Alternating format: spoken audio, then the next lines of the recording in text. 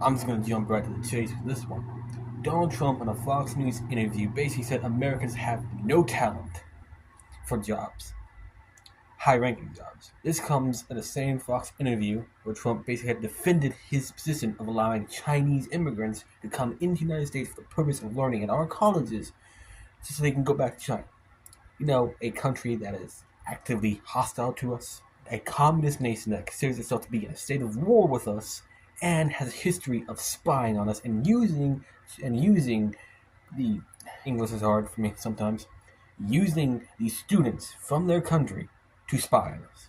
Thing will not Behold. be a big priority for your administration, because if you want to raise wages for American workers, you can't flood the country with tens of thousands or hundreds of thousands of foreign workers. We also do have to bring in talent.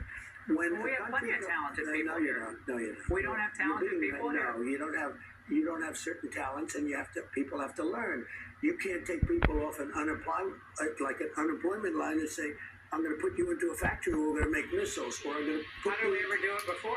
When you and I were growing up. Give you an example. So, according to Donald Trump, Americans are too stupid to work normal jobs, too stupid to go to college, too stupid to get jobs. So instead of giving a guy who needs a job the job, he would much rather get Indians and communists to come over and take the jobs instead. Instead of, giving the job to an American, which is something he said he would do. He would make jobs for Americans. But instead, it seems more like he's prioritizing H-1B visas over Americans. So, apparently, America is going through a new golden age right now, and everything's going up, but yet, well, we're dealing with over 6,000 Chinese students in colleges meant for Americans. We have, fucking Al-Qaeda in the White House. We have layoffs, H-1B visas taking our jobs. We have 15-year car loans. We have skyrocketing premiums. We of course also have 50-year mortgages. And of course, no Epstein lists yet. Still not released as far as I'm aware. So just oh my god. This Fox News clip right here basically explains my grievances with what Trump said with the H-1B visas. And again, recording this on my phone, so taking this from YouTube, my TV, recorded this on YouTube, pretty much. Supposedly around 700,000 H-1B visa holders in America. Now, who is coming to this country to take these high-skilled jobs? As I mentioned, the Indians and Chinese dominate the occupations, and most of the workers come from India. In fact, 70% of H-1B visa holders come from India. Another 10 to 15% come from China. 80% of H-1B visa approvals are for entry-level or junior-level jobs. That's a little hard to stomach. Entry-level or junior-level jobs. And Americans are apparently too stupid to get those jobs. Jesus Christ. We hear that we're not talented enough, or that we're not skilled enough for these jobs, when you consider that most of these jobs... I cut it a little early there by mistake, but you basically get the point. Apparently, according to Trump, Americans are too stupid for fucking entry-level jobs, and he has to port Indians over to take those jobs. Fucking entry-level jobs! And apparently Americans are too stupid to work those. Jesus Christ. So now the question comes, what type of skills are Americans lacking that we can't pick up a fucking mop and scrub some floors? I mean, there's reports that kids graduating from Harvard can't even find a fucking job. Harvard, one of the most top colleges in the United States, and apparently those motherfuckers can't even find a job. Are they too stupid to mop the floors, Trump? College graduates now are looking like we're back in 2008. They're having to stay home longer. They're having to delay milestones. They can't find a job, and when they do, it's in a field that they didn't go to school for. I mean, hell, I'm still having to live at home with my parents, but that's a mix of because I was homeschooled and because I just can't afford to move out. What the hell am I going to move into? A cardboard box? Everything's overpriced now. Now, I'm not going to sit here and pretend like we Americans are great at everything. There's definitely some industries we're lagging behind on, like battery making and chip manufacturing. Like, we make pretty much all of our chips in Taiwan, which might not have been which could have changed because the Taiwanese are trying to make a plant here in the United States, if I remember correctly. But if I'm remembering correctly, Joe Biden shut that down. So, thanks, Joe Biden. You really helped us out there on that problem. If China invades Taiwan, we are fucked when it comes to our chips. You did a good job. I understand bringing them over here to train Americans in these fields that we have no knowledge of, but that's just it. They should only be coming over here to train us. Once that is done, they should fuck off back to their country. Of which, why the hell are we only importing them from fucking India and China? Two countries that have vastly different beliefs than us? Like, why aren't we bringing these people in from, like, Japan, Taiwan, France, Belgium, Germany, Poland, Russia? Why is it only China and India? A little strange there. So if you ever wonder why there's so much layoffs in the United States, especially like tech and stuff like that, H1B1 is to blame. Well, not... I added an extra one, because, no, dumbass. That's to blame. All these Indians are coming over and stealing your jobs off money because they're willing to work for fucking pennies. Like, so instead of hiring Americans, they fire your ass and then replace you with H-1B visa Indians and AI. Welcome to the future. Now, a lot of people say that Americans don't want these jobs. Like, we have to import people in for a lot of these smaller jobs. Like, motherfucker, have you asked the American people? Like, have you asked them? I can assure you, there's probably a lot of motherfuckers who don't give a damn what the job is as long as it's paying them. Like, have you asked the American people if they want to be a construction worker, a plumber, or like a landscaper? Like, who the fuck do you think did these jobs way back in like the 1920s? Do you think we were importing a bunch of Mexicans, Indians, and Chinese to do these jobs? Because I can tell you, I've seen some pictures from construction sites back then, and I don't see a whole lot of Indians in those pictures. I see a lot of white people, but I don't see a whole lot of Indians. Kind of strange. If Americans don't want to do these jobs, why do I see so many Americans in those jobs, in those pictures? Of course, you can say, well, that was a long time ago, blah, blah, blah, blah. It's like, again, I can safely assume that there are a lot of Americans out there who do not give a damn what the job is as long as it's paying them. Especially now, when people can't find a fucking job. Like, people need money. You give them the opportunity to make money, and they will do it. Like, fuck, I clean pools for my father. That's not necessarily, I don't really care for the job, but I still do it because it makes money. Again, have you not asked people? I'd be willing to do construction. Colleges. American colleges. They are an institution for brainwashing young people to be leftist, communist, socialists. Which is all true. However, they are also still a source of education. So, this current regime, instead of trying to fix that, get rid of all the communist influence that has been there since the Cold War, or even beyond, or even past, even like, oh god, English. Instead of trying to get rid of all the communist influence that's been there since the Cold War, thanks to, the Soviet Union, he's simply just been defunding colleges and warning Americans to not send their kids to said colleges.